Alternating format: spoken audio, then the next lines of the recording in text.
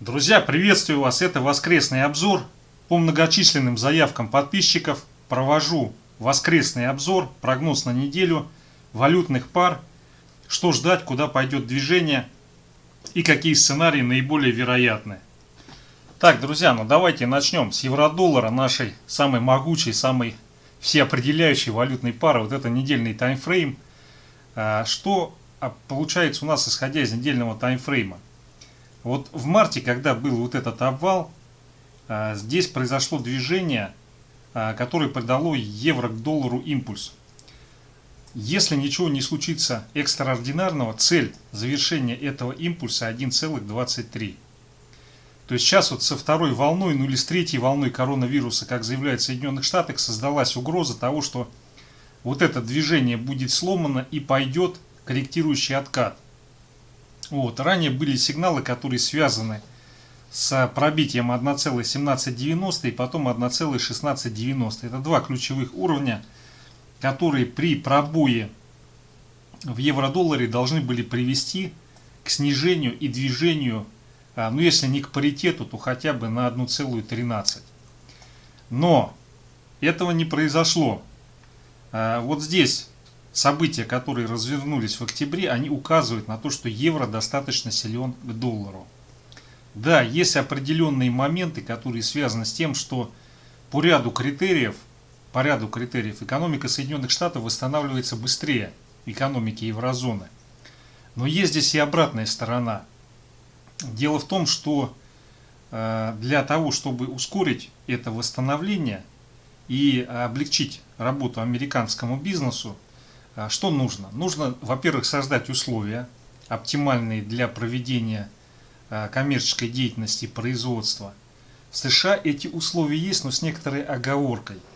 Там очень высокая стоимость рабочей силы. И второй момент. Второй момент заключается в том, что у тебя должно быть конкурентное преимущество. Конкурентное преимущество – это, опять же, более дешевое производство, которое, как ни крути, связано со стоимостью рабочей силы. Как этот вопрос можно решить идеально в краткосрочной перспективе? Это ослабить валюту. Поэтому, собственно говоря, вот здесь мы и наблюдаем вот это брожение, которое должно было на самом деле уже здесь при пробитии 1,1790 привести к движению на 1,13, этого не происходит. Видите, его заперли в этом диапазоне и не дают ему никак нормально обвалиться и уйти на 1.13, откуда, собственно говоря, и был весь этот старт. Поэтому на текущий момент времени здесь у нас идет консолидация. И когда происходит затяжная консолидация, то наиболее вероятный сценарий, тем более с учетом фундаментала, это движение вверх.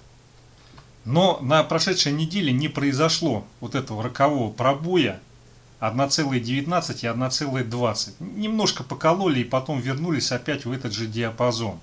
Но уже как бы в более высокий. Не между двумя вот этими зелеными линиями, а уже выше 1,1790. Поэтому в текущей формации, я думаю, на предстоящей неделе будет принципиально важно, произойдет ли закрепление евро-доллара выше 1,19. Если таковой процесс случается, то у нас отсюда развивается импульс сначала на пробой 1,20 и потом движение на 1,23.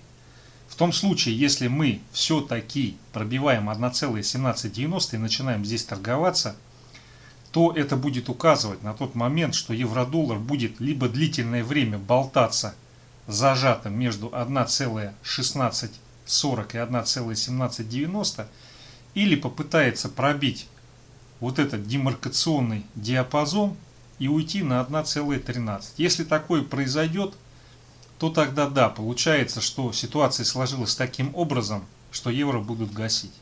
Но, опять же, текущая формация, исходя из недельного и месячного таймфрейма, указывает на то, что больше вероятность того, что технически будет движение сначала на 1,20, потом на 1,23. Неделю мы закрыли, подперев верхнюю границу 1,19, которая здесь проходит. Ну и дневочка вообще шикарная. Дневочка шикарная, и она заключается в том, что здесь по сути, разворотная формация. Первая цель движения это 1,19. Приходим сюда. Здесь, если начинается проторговка, то потом 1,20 и дальше будет, как только устойчиво пробьется 1,20, то есть последует проторговка и закрепление, вполне вероятно разовьется резкое движение на 1,23. На прошлой неделе смотрели SOT FTC, позиция американских спекулянтов. Там как раз картина она таким образом выстраивается, что нужен последние один или может быть даже два задерга на движение вверх в паре доллар-евро, на укрепление евро. Вот. В каком случае сейчас вот этот вот сценарий на предстоящую неделю на рост евро, он себя не оправдает. В том случае, если возникает откат и происходит пробитие 1,1740, 1,1730. Обращаю внимание, что вообще как бы глобально сильный уровень это 1,1790, вот здесь. Но локально с учетом тех процессов, которые в этой части протекают, в этой и в этой, здесь вполне может развиться пробой этого уровня и локально немножко сдвигается вот этот ограничительный барьер. Вот. Но в том случае, если будет пробой этого диапазона, у нас открывается возможность движения вот сюда вот. Ну а здесь, если у нас последует дополнительно движение вниз и пробой 1,1590, то это с очень высокой степенью вероятности будет означать, что евро-доллар отсюда начинает пикировать и идти далее вниз. Итак, друзья, что касается движения евро-доллар на предстоящей неделе, я думаю, что наиболее вероятный сценарий это продолжение роста, тестирование 1.19 и 1.20. Данный сценарий не срабатывает, если будет коррекционный откат и последует пробитие 1,1740. Вот такое мое видение на неделю в паре евро-доллар. Так, далее масса вопросов была по британскому фунту. Друзья, я не совсем понимаю, почему такой пристальный интерес к британскому фунту. Потому как для нас с вами в наибольшей степени, если рассматривать валюты, интерес представляет помимо евро-доллар, это все-таки японская иена к доллару, это раз, и канадский доллар к американскому доллару. То есть я считаю, вот эти две валюты, они в наибольшей степени определяют важное и существенное для нас движение капитала. Но это опять же моя субъективная точка зрения. Итак, друзья, британский фунт или паунд, как они его сами называют. Ну смотрите, у нас вот здесь картина в марте, она была схожа с евро. И действительно, текущая картина указывает на то, что достигнут ключевой уровень, который 1,3140. И по факту закрепления выше этого уровня, отсюда сразу развивается движение тестирования на пробой 1.35. И после этого пробоя движение, цель которого будет 1,40. На самом деле в плане роста британский фунт достаточно позитивно выглядит на укрепление к доллару, кстати, как и евро. И все вот эти разговоры, которые касаются Брексита, они, конечно, играют существенную роль. Вот. Но на самом деле здесь, что с моей точки зрения надо понимать про Брексит. Брексит выгоден английским, великобританским элитам, но в целом он не очень выгоден для народонаселения Великобритании, для граждан. Граждан пугает тем, что находясь в Евросоюзе, вы получаете миграционную проблему. Но помимо миграционной проблемы, нахождение в Евросоюзе Британии дает массу конкурентных преимуществ перед другими странами, особенно в финансовом секторе. И с моей точки зрения, конкурентные преимущества, которые до Брексита были, они перевешивают, собственно говоря, то, что сейчас затеяли с Брекситом. И поэтому влияние Брексита, скорее всего, на экономику Великобритании не будет позитивным в долгосрочном периоде. Вот. Ну а сейчас, на текущий момент, исходя из тех процессов, которые происходят, я вижу, что наиболее вероятно движение на 1.35 и в случае пробоя и закрепления движение уже на 1.40, 1.42, вот сюда вот. Так, далее недельный таймфрейм. Но на что хотел обратить внимание. С одной стороны, здесь ситуация, она противоречива, исходя из того, как закрылась эта неделя, по ряду причин. Поэтому здесь какой принципиальный момент есть. Если на начавшейся новой неделе у нас пойдет откат вниз и будет пробито 1,31, на объемах, с проторговками, все как положено. То в этой ситуации вот этот рост, который был запланирован на 1.35, он будет либо отложен на неопределенный срок, либо сломлен. И мы переходим торговаться вот этот диапазон 1,29 и 1,31, 31,46, вот сюда вот. Вот. Но все-таки с учетом текущей формации давайте посмотрим дневной таймфрейм. Дневной таймфрейм здесь более позитивный. Исходя из вот этого движения, которое возникло, наиболее вероятный сценарий на протяжении недели предстоящий, это то, что мы закрепляемся выше уровня 1,3141 или 1,3146, вот этот диапазончик здесь.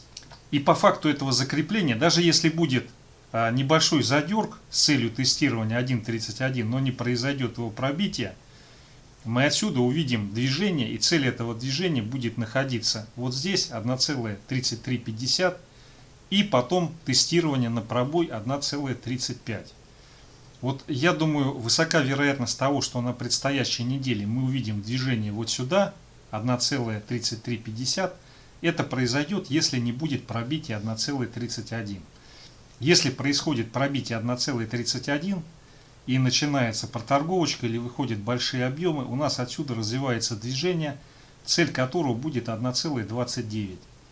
Если не удерживаемся здесь и будет пробитие 1,2865, то отсюда пойдет импульс вниз и цель движения будет 1,2720, вот сюда вот.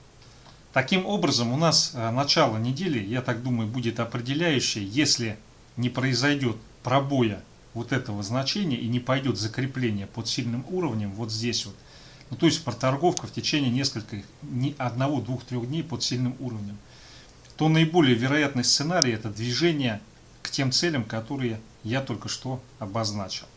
Вот. Если пойдет все-таки откат и будет пробито это значение, то у нас все восстановление, которое пошло вот отсюда, оно ломается, и британский паунд переходит в проторговку, которая будет находиться в диапазоне 1.29, 1.2695, вот сюда, вот в этот диапазон. Пока такой сценарий мне видится маловероятным, поскольку, как я могу понимать, вот этот импульс движения наверх на укрепление доллара, он пока не завершился. Так, друзья, далее вопрос был по поводу японской иены. Что ожидать? Ну, смотрите, по японской иене здесь картина, конечно, очень интересная складывается. И по сути, эта картина указывает на то, что все-таки в большей степени, наверное, разовьется, исходя из месячного таймфрейма, движение на укрепление евро. Конечная цель движения будет находиться наиболее вероятно в диапазоне 98,3-98. Так, исходя из недельного таймфрейма, здесь у нас произошла попытка разворота по результатам закрытия прошедшей недели. Но относительно того, к чему приведет такое закрытие, здесь сказать однозначно нельзя, и поэтому мы сейчас посмотрим дневной таймфрейм. Так, но по дневному таймфрейму у нас пошел импульс на укрепление иены к доллару. Вот мы с вами видим здесь четко такое движение. И у этого движения есть даже определенная цель, которая находится на 103,4. В каком случае эта цель на предстоящей неделе может быть реализована? Она может быть реализована в том случае, если произойдет пробитие 104,5 и пойдет проторговка под сильным уровнем для иены 104,5. Если такое здесь происходит, то импульс, который возникает с высокой степенью вероятности, либо на предстоящей неделе, либо через неделю проведет движение на 103,4. Вот сюда вот. Так, давайте перейдем к 4-часовому таймфрейму, чтобы более точно прицелиться, что у нас здесь получается. По 4-часовому таймфрейму у нас здесь ситуация несколько обратная с дневным. И эта ситуация указывает на то, что здесь разворотная формация в сторону укрепления доллара против иены. Эта формация в понедельник на открытии сработает в том случае, если не произойдет движение вниз на укрепление иены и не будет пробития 104,5-104,45. Вот если этот диапазон устоит, если он не будет пробит на объеме и не пойдет проторговка, то тогда то, что мы видели с вами по дневкам, импульс, который направлен на 103,4, вот сюда вот, он не случится. В этой ситуации мы увидим, что сработал все-таки на часовике вот этот разворотный паттерн, и отсюда разовьется движение, первая цель которого будет 105,03, вот сюда вот. Далее, если начинается здесь консолидация, проторговка, то отсюда возникает импульс движения на укрепление доллара и ослабление иены, цель которого будет тестировать вот этот максимум 105,7. В случае его пробития мы увидим дальнейшее движение на ослабление иены, прошу прощения. Итак, друзья, резюмируя движение по иене, если не происходит пробой 104,5-104,45, то у нас наиболее вероятно отсюда развивается импульс движения, и цель движения по этому импульсу находится сначала в районе 105,3 и потом тестирование на пробой 105,7. И тогда мы получаем разворот по доллар-евро, доллар-иена и, соответственно, рост доллара против иены. Вот. Но все-таки по дневке на текущий момент в большей степени указание на то, что 104,5 будет пробито и разовьется движение вот сюда вот в район 103,4. Так, далее интересная пара, это доллар, канадский доллар. Ну здесь смотрите, сейчас он находится в консолидации. Консолидация 1,2980, 1,3316. Ну это по месячному таймфрейму. Вот, соответственно, пробитие и закрепление любой из этих границ будет приводить к тому, что формируется движение в направлении пробоя. Вообще вот у этого движения, исходя из месячного таймфрейма, цель движения была на 1,089. Но вот здесь, поскольку началась вторая волна, планы по укреплению канадского доллара, они изменились. Так, ну исходя из недельного таймфрейма, у нас получается сейчас идет консолидация. Соответственно, консолидация между 1,2984 и вот верхняя граница, она проходит здесь 1,34. Так, ну вот если мы перейдем к дневному таймфрейму, то здесь получается достаточно картина интригующая. Потому как вроде как должно быть движение, цель которого находится на 1,33, вот здесь вот. С другой стороны, здесь мы получили по дневке разворотную формацию. И у этой разворотной формации цель движения вначале находится вот здесь вот 1,30. И потом уход вот сюда, вот в этот такой суженный диапазон. Но если мы переходим к 4-часовому таймфрейму, здесь картина указывает на то, что вероятно, наиболее вероятно, в понедельник мы увидим движение вверх, цель которого будет тестирование на пробой 1,1373. И в случае пробоя и закрепления выше этого значения у нас отсюда состоится движение вверх на ослабление канадского доллара. И цель этого движения будет 1,3335. Вот сюда вот. Если в понедельник на открытие мы получаем движение вниз, то есть на укрепление канадского доллара и ослабление американца, и у нас будет пробитие 1,31, то у нас формируется здесь импульс, цель движения по которому первая будет 1,3021, вот сюда вот. И потом в случае продолжения движения мы должны где-то потестить вот этот диапазон. Итак, друзья, резюмируя, что нас ждет по канадскому доллару на неделю, находимся мы в консолидации, уровни до этого я обозначил. На что хотел обратить внимание, в понедельник, в зависимости от того, разовьется ли движение вниз на укрепление канадского доллара сразу по началу торгов, или мы сразу пойдем пробивать 1,133170, таким образом мы и получим движение, которое, скорее всего, будет определять всю неделю. Вот пробитие этого значения ломает вот это все восходящее движение, и мы уходим торговаться вот сюда, вот в этот диапазон. Но все-таки 4-часовик указывает, что больше вероятность того, что отсюда будет движение к верхней границе, и потом отсюда сформируется все-таки движение вот сюда вот. Кто-то на 4-часовике может здесь разглядеть двойную вершину, но ведь с моей точки зрения эта двойная вершина, она в данном случае, я предполагаю, наверное, все-таки не сформировалась. Но если моя гипотеза неверна, то мы увидим пробой вот этого значения и движение сначала вот сюда 1,3066 и потом движение сюда в этот диапазон. Так, друзья, следующая валюта, по которой был вопрос, это турецкая лира. Но мы с вами видим, какая здесь колбасня происходит. Вот, фактически сначала лиру, ну, можно сказать, что ее обвалили. Но теперь, судя по месячному таймфрейму, велика вероятность того, что разовьется обратное движение на укрепление лиры. И первая цель движения будет 6,8. И потом в случае дальнейшего развития укрепления она уходит на 5,75. Вот сюда вот. Так, друзья, переходя к недельному таймфрейму, здесь у нас движение до конца не завершилось. Вот, и, соответственно, вот это развившееся укрепление, оно должно завершиться достижением 7,3.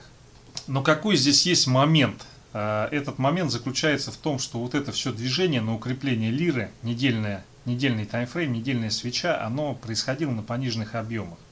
Ну, как бы, если происходит такой слом тенденции, здесь полагается вообще очень мощно садануть. Вот, и, по крайней мере, свеча может быть и не такой большой, но при этом здесь должен быть хороший объем, для того, чтобы вот это движение однозначно и бесповоротно было разворотным.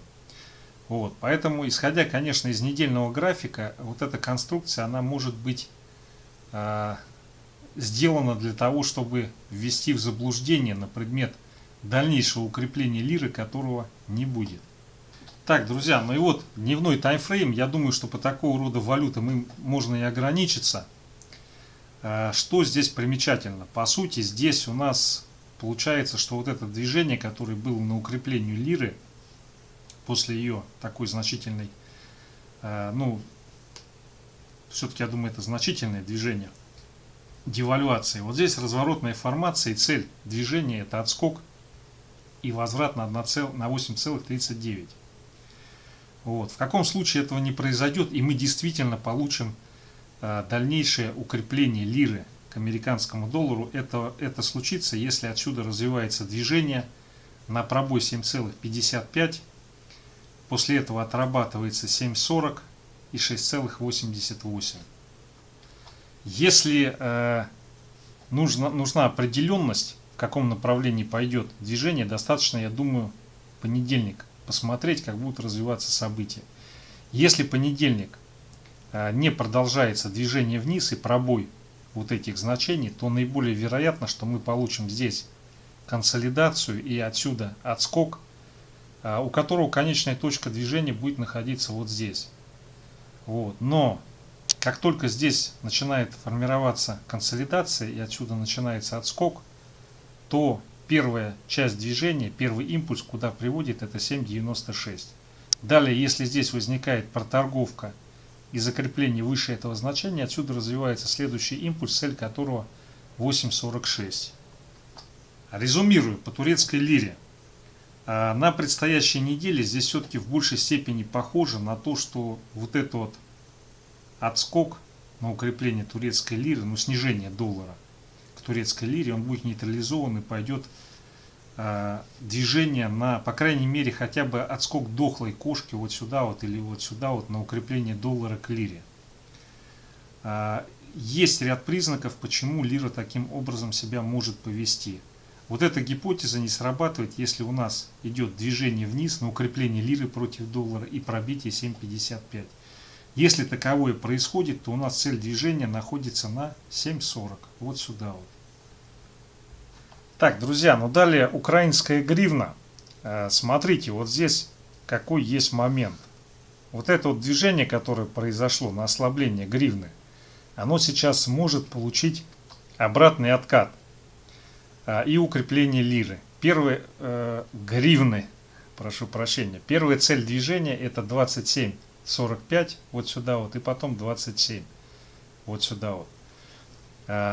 Здесь одна свеча неделя, и вот это все движение на укрепление гривны к доллару, оно разовьется, если пойдет тестирование и пробой 28. Вот как только это происходит, мы можем очень быстро увидеть сначала движение на 27,5 и потом на 27.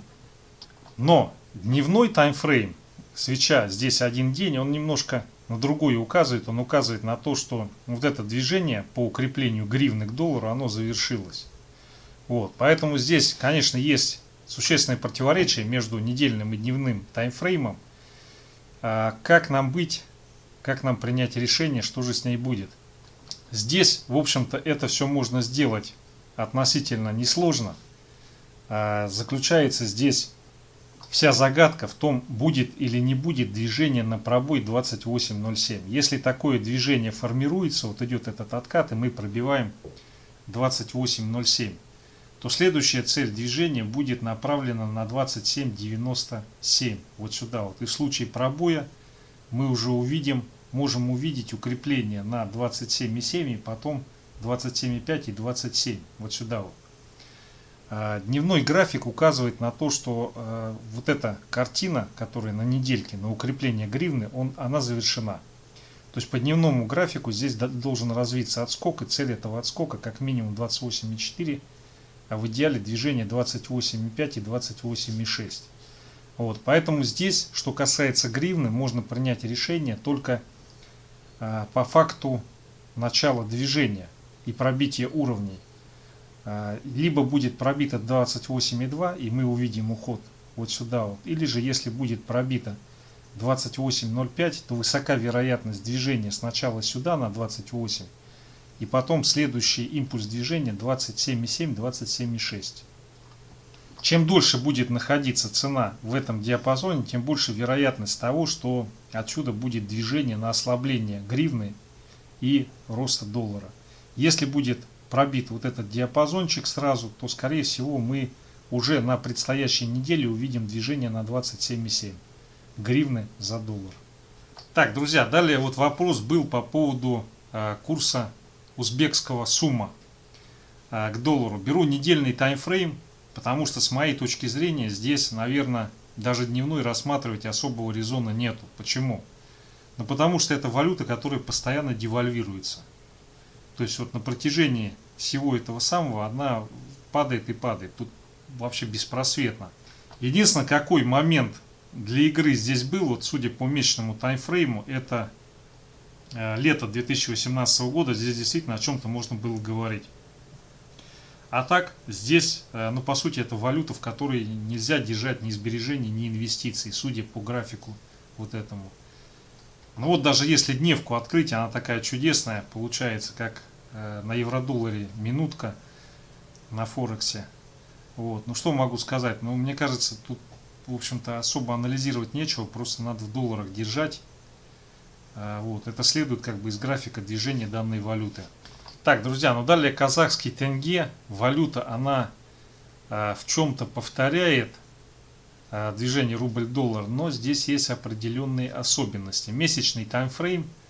По месячному таймфрейму здесь развивается движение, цель которого переписать вот этот хай. Но из-за действия Центробанка и из-за того, что определенное облегчение в ценах на нефть произошло, все-таки мы видим, что вот эта свеча ноябрьская, она пока указывает на то, что казахский тенге против доллара находится в консолидации. Так, ну и вот недельный график по тенге. Что могу здесь сказать? Ну, здесь как бы есть все шансы, что на следующей неделе, на предстоящей, если будет пробито 426,5, то у нас формируется импульс движения, цель которого будет 418-418,5. Вот сюда вот. Но здесь еще есть контрсценарий, который связан с пробитием 434. В этой ситуации у нас сразу возникает импульс движения, цель которого 444. Но с учетом вот этой формации по недельному таймфрейму больше вероятность того, что все-таки тенге будет к доллару укрепляться. Первая цель сюда, потом 412 и конечная траектория вот этого движения наиболее вероятно она находится вот здесь вот, в этом диапазоне в районе 400. Так, ну вот дневной таймфрейм здесь он немножко противоречит недельному таймфрейму. Он указывает на то, что пошло контрдвижение, движение на ослабление тенге, и целью этого движения первое находится вот здесь вот на 432. Вот. Но на что хотел обратить внимание. Вот это движение может быть выполнено в понедельник, там, во вторник и так далее. Но В том случае, если не пойдет дальнейшего пробоя вот этого диапазона, который находится 433-436, то наиболее вероятно, что по факту выполнения этой цели последует откат и возврат на 427-426,5.